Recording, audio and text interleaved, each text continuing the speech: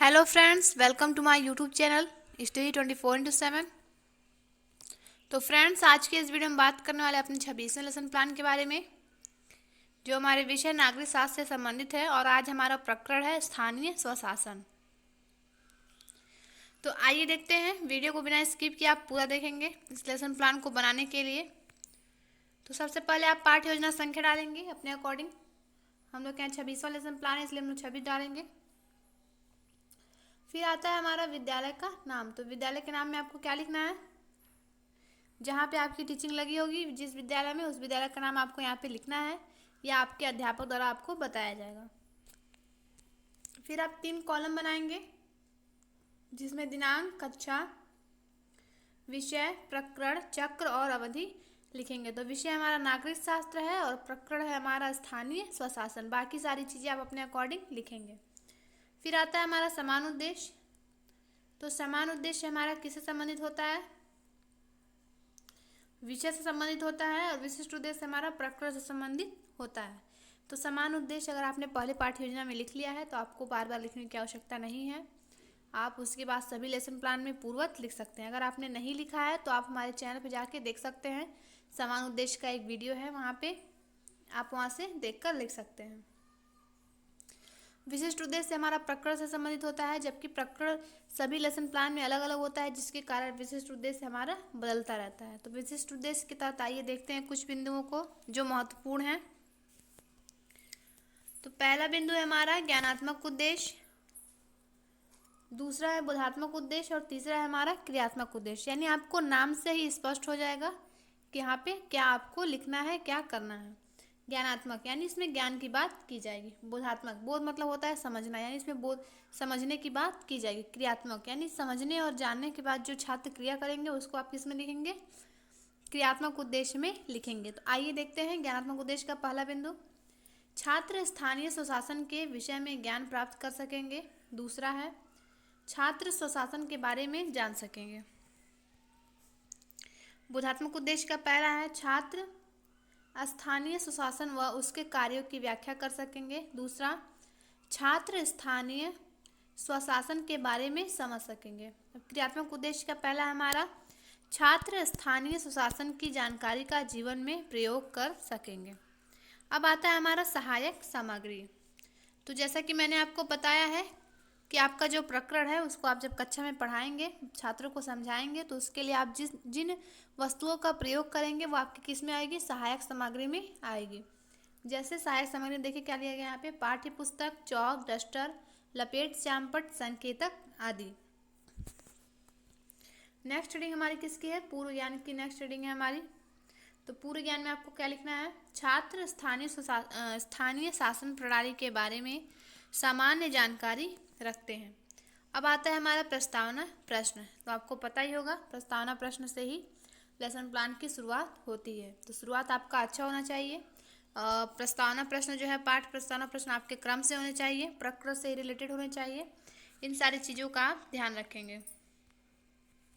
इसके लिए आपको 3 कॉलम बनाने होंगे, जिसमें आपको पहला है क्रम संख्या, दूसरा है छात्र अध्यापक क्रिया, यदि छात्र हैं तो छात्र अध्यापक क्रिया लिख लेंगे। तीसरा हमारा होगा छात्र क्रिया या छात्र छात्रा क्रिया। ठीक है। अब पहला प्रश्न प्रस्तावना प्रश्न का, छात्रों हम किस देश में रहते हैं, तो भारत में रहते हैं, छात्रों का उत्तर है। दूसरा प्रश्न है भारत में अधिकांश जनसंख्या कहाँ पर निवास करती है, तो छात्रों का उत्तर है गाँव में। तीसरा प्रश्न हमारा गाँव में सार्वजनिक सुविधाओं का प्रबंध करने का कार्य किसका है, तो ग्राम पंचायत का। चौथा प्रश्न ग्राम पंचायत कैसी शासन व्यवस्था है, तो स्थानीय स्वशासन व्यवस्था है। पांचवा प्रश्न स्थानीय स्वशासन के बारे में आप क्या जानते हैं। यह प्रश्न हमारा किससे था, छात्रों से था। तो छात्रों को इसका आशय अभी नहीं पता है, जिसका स्पष्टीकरण देकर आपको आशय समझाना है। ठीक है। अब आता है हमारा उद्देश्य कथन। तो उद्देश्य कथन हेडिंग है आपका, और उसमें आपको लिखना है छात्रों आज हम लोग स्थानीय स्वशासन के बारे में विस्तार पूर्वक अध्ययन करेंगे। फिर आता है हमारा प्रस्तुतिकरण। नेक्स्ट हेडिंग हमारी प्रस्तुतिकरण की है। तो प्रस्तुतिकरण में देख लीजिए आपको क्या लिखना है, पठन पाठन की सुविधा के लिए पाठ को 2 अनुवितियों में बांटा गया है। जैसा कि मैंने आपको बताया है, अगर आप प्रस्तुतिकरण में पाठ को 2 अनुवृत्तियों में पढ़ा रहे हैं तो आपको प्रस्तुतिकरण में लिखना होगा। अगर आप एक ही अनुवृत्ति में पाठ को पढ़ा रहे हैं तो आपको लिखने की आवश्यकता नहीं है, प्रस्तुतिकरण बस हेडिंग डाल देंगे। अब लिखेंगे आप प्रथमानुवृत्ति ब्रैकेट में स्थानीय स्वशासन। 4 कॉलम बनाएंगे जिसमें आपका पहला होगा शिक्षण बिंदु, दूसरा है छात्र अध्यापक क्रिया, यदि छात्र है तो छात्र अध्यापक क्रिया, तीसरा है छात्र क्रिया और चौथा है हमारा श्यामपट्ट कार्य। तो ये देखिए शिक्षण बिंदु में आपका हेडिंग होगा स्थानीय स्वशासन। छात्र अध्यापक क्रिया में अब आपका स्पष्टीकरण देंगे क्या। स्थानीय स्वशासन से तात्पर्य शासन की उस प्रणाली से है जिसमें निचले स्तर पर लोगों को भागीदार बनाकर लोकतांत्रिक विकेंद्रीकरण को सुनिश्चित किया जाता है तथा लोगों को अपनी, आगे बढ़ने से पहले देख लीजिए, छात्र ध्यान पूर्वक सुनेंगे, ठीक स्पष्टीकरण के सामने आपको छात्र क्रिया में लिखना है, तथा लोगों को अपनी समस्याएं स्वयं हल करने के लिए सक्षम बनाता है।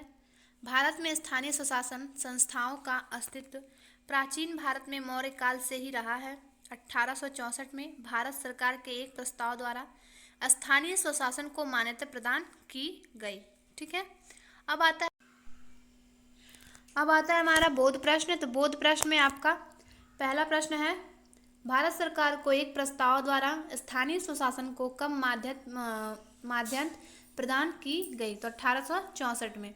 बोध प्रश्न क्यों पूछते हैं, जब आप स्पष्टीकरण देते हैं छात्रों को, यानी पढ़ाते हैं समझाते हैं, तो यह देखने के लिए छात्रों को कितना समझ में आया, उनकी बुद्धि का आकलन करने के लिए आप बोध प्रश्न पूछते हैं। बोध प्रश्न में आप प्रश्नों की संख्या अपने अकॉर्डिंग रख सकते हैं, यहाँ पे 3 प्रश्नों को लिया गया है। तो दूसरा प्रश्न है हमारा, भारत में स्थानीय स्वशासन संस्थाओं का अस्तित्व प्राचीन भारत में किस काल से रहा। तो मौर्य काल से रहा है। तीसरा प्रश्न हमारा, छात्रों स्थानीय स्वशासन के कुछ कार्यों को बताइए। तो ये छात्रों के लिए क्या है, समस्यात्मक प्रश्न है, जिसका स्पष्टीकरण कौन देगा, आप द्वितीय अनुवृत्ति में देंगे। फ्रेंड्स, आगे बढ़ने से पहले अगर आप जान लीजिए, अगर आपको हिस्ट्री का लेसन प्लान बनाना है तो हमारे यूट्यूब चैनल पे उसके 1 से लेकर 30 तक के आपको लेसन प्लान के हिस्ट्री के प्लेलिस्ट मिल जाएंगी, आप जाके वहाँ से देख सकते हैं। और इससे पहले 1 से लेकर 25 तक के सिविक्स के भी लेसन प्लान के वीडियो आपको वहाँ पे देखने को मिल जाएंगे, जिसका लिंक आपको डिस्क्रिप्शन बॉक्स में दे दिया जाएगा। आगे बढ़ते हैं हम। अब लिखेंगे द्वितीय अनुवृत्ति, हेडिंग डालेंगे आप और ब्रैकेट में लिखेंगे स्थानीय स्वशासन के कार्य।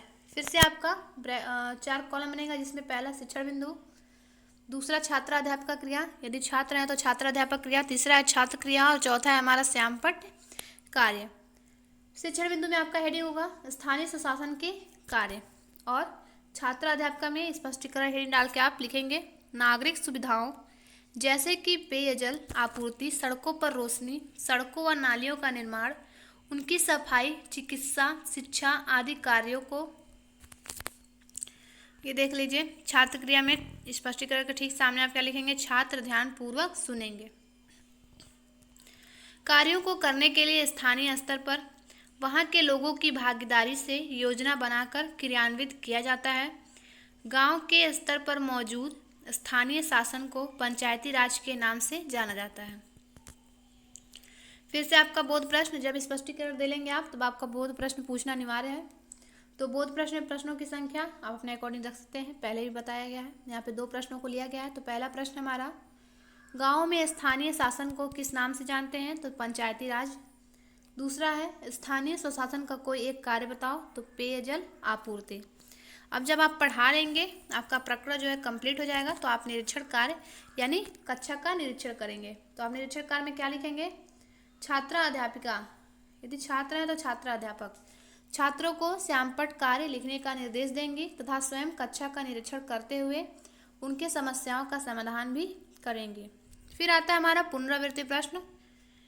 देखिए, नाम तो पुनरावृत्ति प्रश्न है, परंतु आपको इसमें प्रश्नों की आवृत्ति बार बार नहीं करनी, यानी जो प्रश्न आपने पूछ लिए हैं उसको इसमें दोबारा नहीं पूछने हैं। आपको इसमें नए प्रश्नों को रखने होंगे जो यूनिक हो और हमारे प्रकरण से ही रिलेटेड हो।